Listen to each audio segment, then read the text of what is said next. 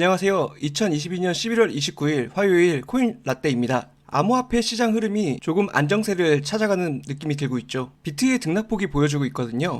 그리고 지금 조금 반등을 보여주는 알트코인들도 몇몇 보입니다. FTX 사건은 이제 투자자들이 다 인지를 하고 있다라는 생각이 들어요. 비트코인을 보시면 하방으로 강하게 내리꽂은 움직임 뒤에 약간의 반등이 있고 다시 강하게 내리꽂고를 반복하고 있거든요. 근데 하방 움직임 폭이 점차 줄어들고 있고 인간 지표가 있다라는 게 FTX, 전쟁, 금리 등등 점차 이슈에 둔감해지기 시작을 한 거죠. 최근 하방 무빙이 계속해서 나오고 있지만 사실 전반적인 세계 경제 지표가 좋지 않기 때문입니다. 시험을 봤는데 시험이 어려웠던 거죠. 나스닥도 50점, 코스피도 50점, 암호화폐는 40점 이렇게 된 겁니다. 암호화폐 분석회사인 체이널리스는 이번 FTX 파산보다 심각성이 더했던 마운트 곡스 해킹 사태 속에서도 살아남았다. 암호화폐 시장의 팬더멘털은 오히려 예전보다 지금이 더 견고하다. 따라서 FTX 사태로 인한 시장 붕괴에서 회복할 수 없다고 전망할 이유는 없다라고 진단했습니다. 2014년 마운트 곡스 붕괴 당시 마운트 곡스의 시장 내 입지는 FTX보다 훨씬 더 컸습니다. 당시 마운트 곡스의 연간 암호화폐 입금량은 전체 거래소의 46%를 차지했지만 FTX는 평균 약 13%에 불과하다. 마운트 곡스 사태 이후 비트코인 온체인 거래량은 약 1년간 정체기를 거쳤지만 결국 원상 회복에 성공했으며 모두 다 알다시피 암호화폐 시장은 대형 악재를 이겨내고 성장세를 이어갔다. 그래서 암호화폐는 사라지진 않겠으나 거시적인 경제 상황을 고려할 때 빠르게 회복하긴 힘들 수 있다고 보고 있고 내년 상반기까지는 기다려봐야 되지 않나 생각을 합니다. 이르면 2월이고 저는 조금 더 안전하게 3월 이상을 보고 있습니다. 내년 상반기까지 가는데 FTX 청문회 및 수사에 관련된 내용들도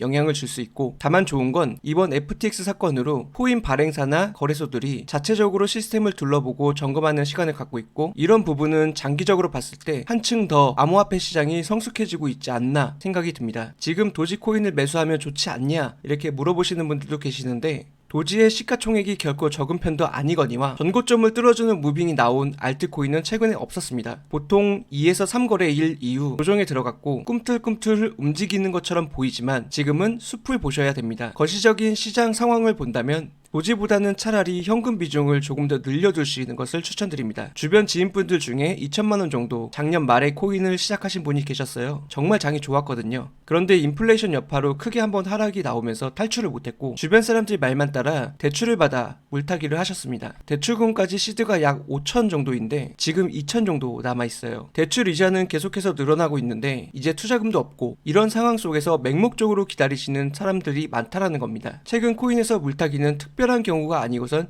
추천드리지 않고 선물하시는 분들도 양방 거래는 좋은 방법이 아니라고 봅니다. 그래서 중요한 건 나무를 보지 마시고 숲을 보셔야 되는 상황이고요. 내년 상반기까지 기다려 봐야 되지 않나 다시 한번 강조를 드리고 싶습니다. 날씨가 많이 쌀쌀해졌습니다. 감기 조심하시고요. 영상 보시는 모든 분들 도움이 되셨으면 좋겠습니다. 감사합니다.